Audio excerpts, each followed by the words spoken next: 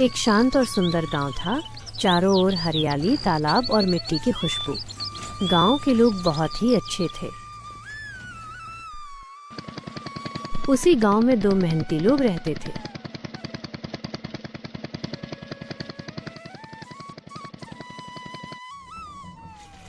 पहला, जो कि गोपाल, एक मछुआरा होता है जो हर सुबह तालाब में मछली पकड़ने जाता।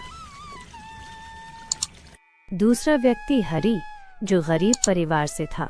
उसके परिवार में उसकी पत्नी और एक छोटी बच्ची भी थी। हरी बाजार में चावल बेचकर अपना गुजारा करता था। गांव के लोग दोनों को जानते थे। गोपाल को उसकी ताज़ी मछली के लिए और हरी को उसकी ईमानदारी के लिए। गोपाल सुबह सुबह नाव में जाल को रखता और नाव में बैठता, तालाब में चला जाता।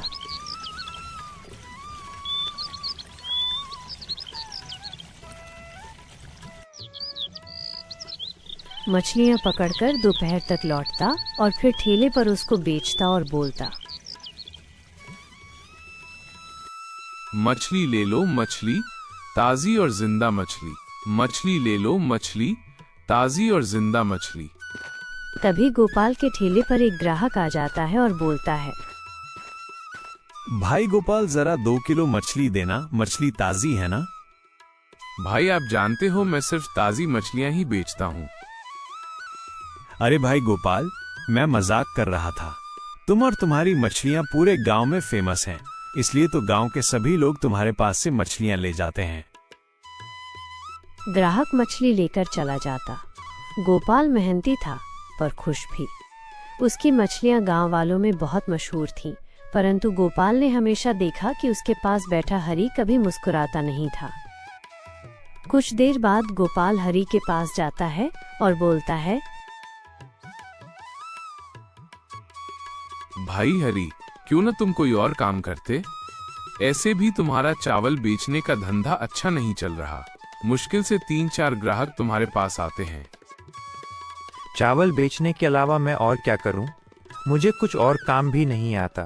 तभी गोपाल बोलता है, क्यों ना तुम मछली, करी और चावल का ठेला लगाओ।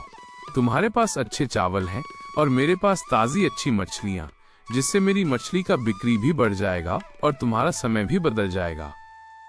फिश करी की बात सुनकर हरी हैरान हो जाता है और बोलता है, पर मुझे तो फिश करी बनानी नहीं आती, मैं ठेला कैसे लगा सकता हूँ? तभी गोपाल बोलता है, तुम उसकी चिंता मत करो, मैं तुम्हें सिखाऊंगा फिश करी कैसे बनाते हैं। शाम को हरी घर पर आ जाता है।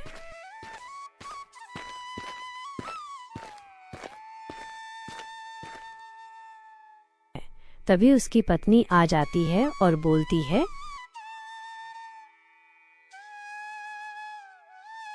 क्या हुआ जी, आज कमाई हुई ना? चावल सब बिक गया ना? दुखी मन से हरी, नहीं, आज भी सिर्फ 100 रुपए के चावल बिके।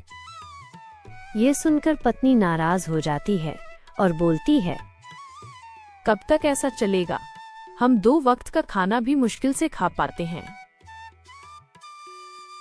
तभी हरी बाजार में हुई सारी बातें अपनी पत्नी को बताता है कि गोपाल ने उसे एक ठेला लगाने को बोला, जिस पर वो मछली, करी और चावल बेचने को बोलता है। तभी उसकी पत्नी बोलती है, पर हमें फिश करी तो बनानी नहीं आती। तुम चिंता मत करो, कल घर पर गोपाल आएगा और हमें फिश करी बनाना सिखाएगा, और उसने हमें मदद करने को भी बोला है। वे एक साथ खाना खाते हैं और सो जाते हैं।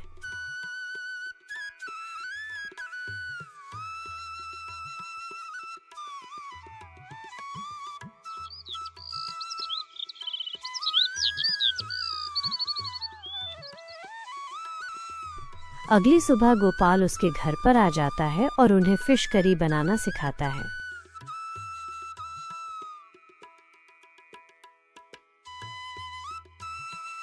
भाई हरी, सबसे पहले मछली को साफ से धो लेंगे, फिर मसाला डालकर उसे लाल लाल फ्राई कर लेंगे और फिर मसाला डालकर उसकी ग्रेवी को तैयार कर लेंगे। फिर मछलियों को डालकर धीमी आंच पे पकने देंगे। फिश करी धीमी आंच पर पक रही होती है और उसकी खुशबू चारों तरफ फैल गई होती है और वो सब पास में बैठकर बातें करते हैं। फिर कुछ देर बाद फिश करी तैयार हो जाती है और वह सब एक साथ मिलकर फिश करी खाते हैं और हरी की पत्नी तारीफ करती हुई बोलती है, वाह भैया, इतना लजीज फिश करी और चावल तो मैंने पहली बार खाया है और हमारी मदद करने के लिए धन्यवाद।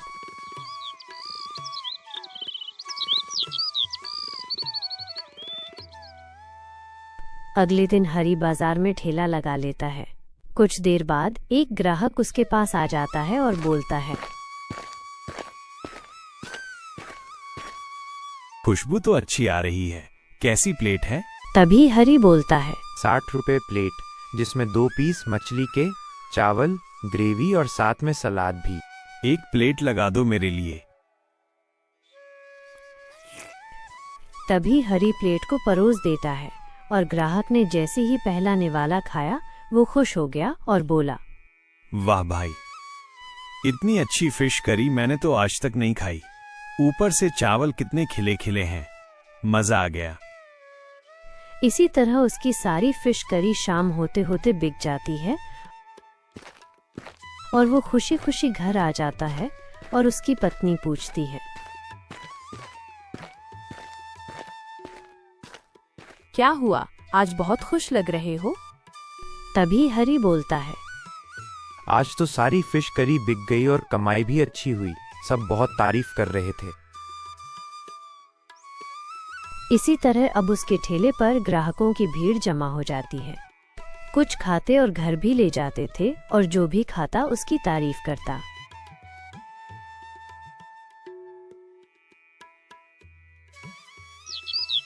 उधर गोपाल भी हर रोज की तरह मछली तालाब से लाता और बेचता। धीरे धीरे समय बीता और हरी ने अपना खुद का ढाबा खोल लिया और गांव वालों को भी बुलाया उद्घाटन के लिए। वो अपने ढाबे का उद्घाटन अपने दोस्त गोपाल से करवाता है। ये देखकर गांव वाले बहुत खुश होते हैं और हरी बोलता है,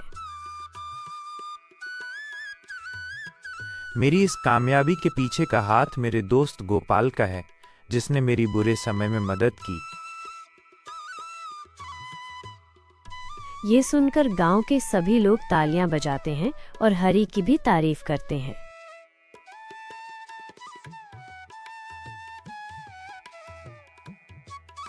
कुछ समय बाद हरी गांव में बड़ा घर बनवा लेता है और साथ में कार और बाइक भी खरीद लेता है।